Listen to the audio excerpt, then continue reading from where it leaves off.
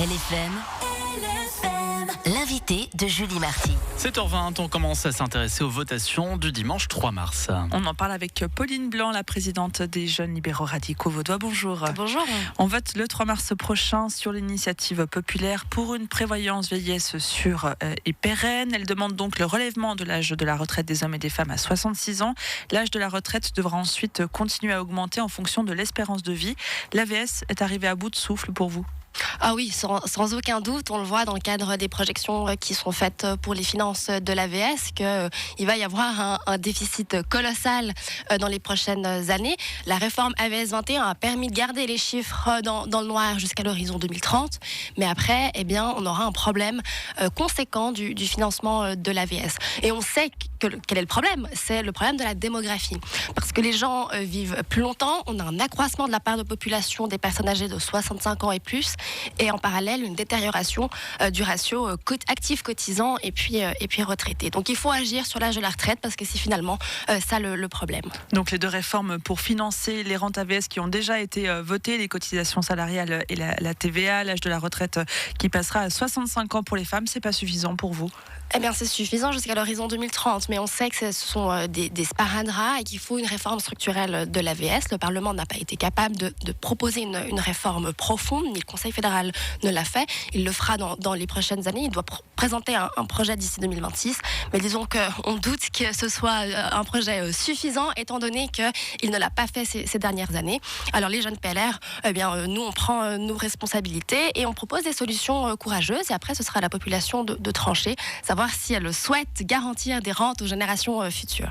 Vous parlez de solutions courageuses, pourtant tous les autres partis, eux, sont opposés au texte. Ils combattent une initiative, je cite, antisociale, technocratique et antidémocratique qui est inadaptée pour réformer la prévoyance vieillesse. Votre initiative, donc, elle est antisociale et antidémocratique? En aucun cas.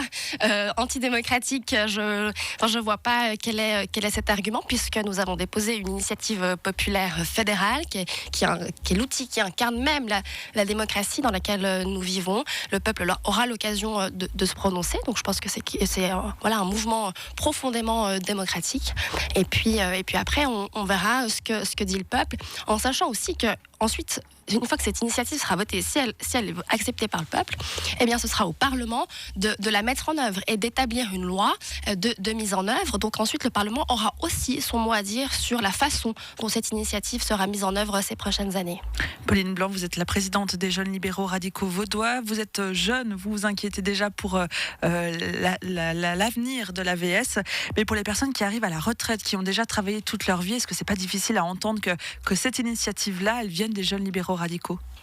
Alors, peut-être que le problème vient, le fait que ce soit lancé par les Jeunes Libéraux Radicaux, ça je crois pas. Mais oui, effectivement, une fois qu'on est proche de l'âge de la retraite actuellement, je peux comprendre que c'est difficile de se dire qu'on doit encore travailler un peu plus.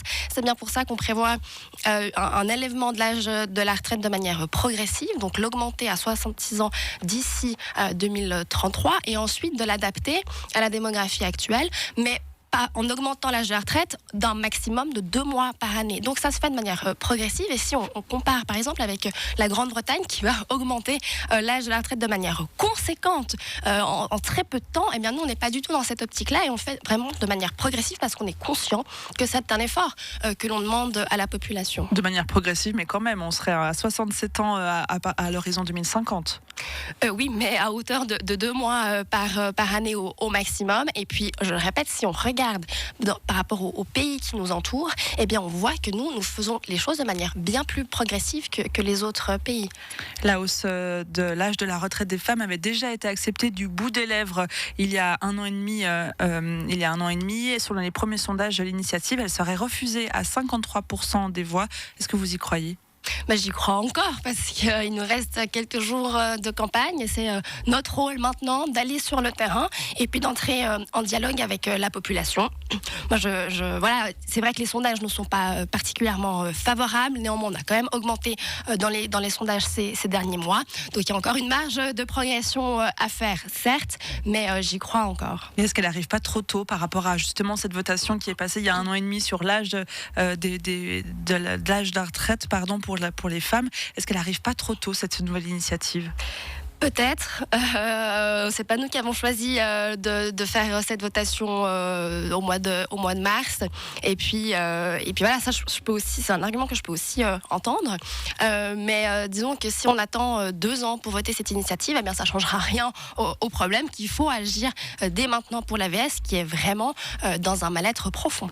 Pauline Blanc, pour vous, augmenter les charges salariales ou la TVA, augmenter les impôts, les taxes, c'est pas suffisant pour couvrir le déficit de l'AVS ?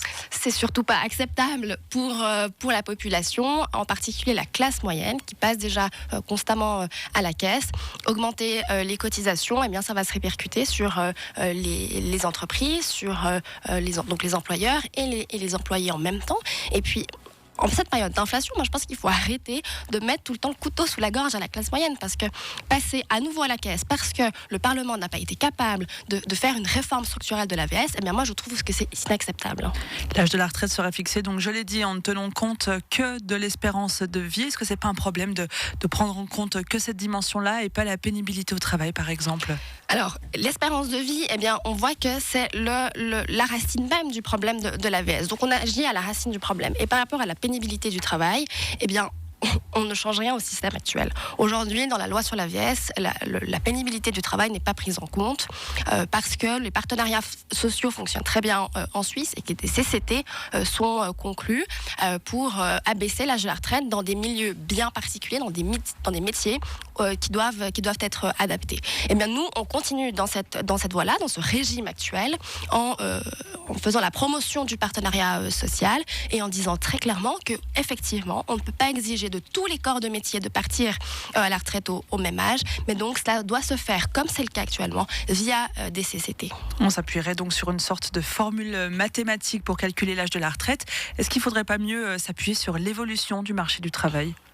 Mais c'est deux éléments tout à fait différents et encore une fois, on agit vraiment à la racine du problème, puisque les gens vivent plus longtemps et en plus grand nombre. Il y a un accroissement flagrant de la part de population âgée de 65 ans et plus, et on sait que c'est ça le problème du financement de l'AVS.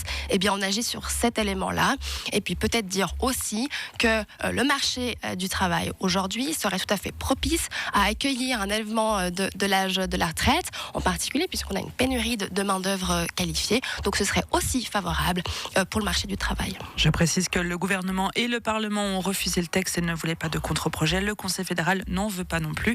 Pauline Blanc, vous êtes la présidente des jeunes libéraux radicaux vaudois. Résultat donc dans les urnes le 3 mars prochain.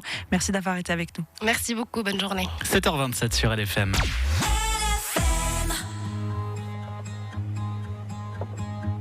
I miss you.